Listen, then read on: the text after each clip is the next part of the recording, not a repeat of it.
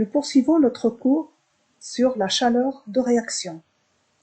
Dans cette présentation, nous allons établir la relation entre la quantité de chaleur échangée par le système réactionnel à pression constante QP et la quantité de chaleur échangée par le système réactionnel à volume constant QV.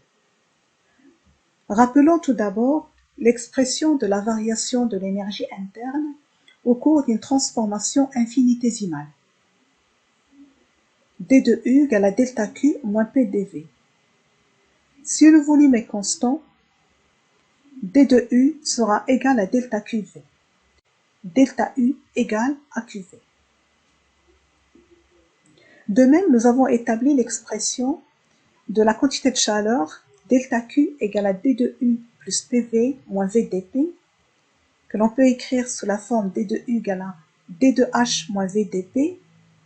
Et si la pression est constante, on aura D de H égale à delta QP.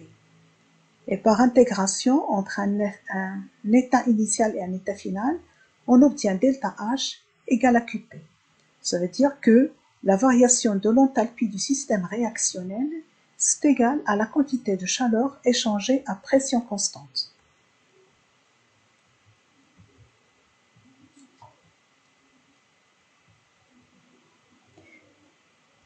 Nous avons établi l'expression delta H égale à delta U plus delta PV. Et lorsqu'on a un système réactionnel qui contient des constituants à l'état gazeux, on peut appliquer la loi des gaz parfaits pour les constituants gazeux. Et donc delta H du système réactionnel c'est égal à delta U du système réactionnel plus delta NG RT. Et nous savons qu'une réaction se déroule à une température T donnée. Donc la température est constante pour une réaction chimique. Et donc le terme RT est constant, ce qui donne que delta H sera égal à delta U plus RT delta NG. Delta NG, c'est la variation du nombre de moles de gaz. Et delta U égale à QP, delta H égale à QP, delta U égale à QV, d'où l'expression QP égale à QV plus RT delta NG. C'est-à-dire que pour un système réactionnel, la chaleur échangée à pression constante sera égale à la chaleur échangée à volume constant plus le terme RT delta NG.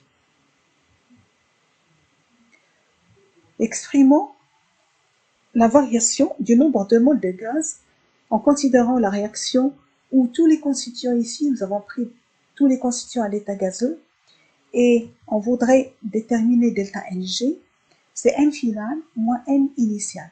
C'est-à-dire c'est N à l'instant T moins N à l'instant T égale à 0.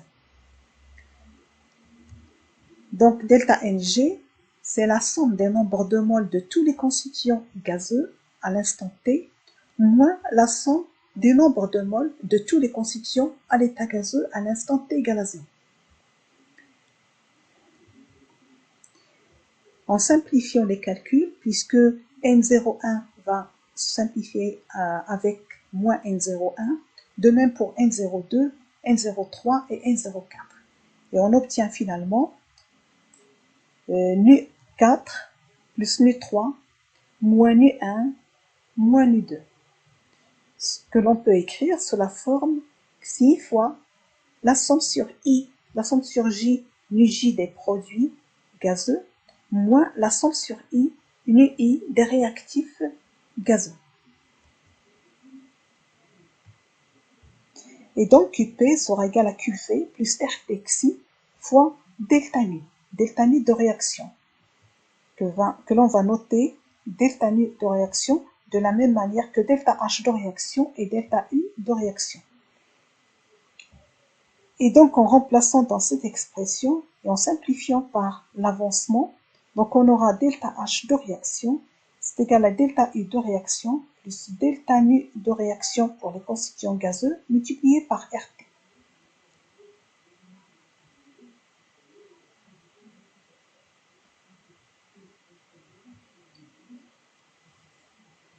Lorsqu'on a des réactions où interviennent des gaz, des liquides et ou des solides, seuls les coefficients stoichiométriques des constituants gazeux seront pris en compte dans le calcul de delta R nu G.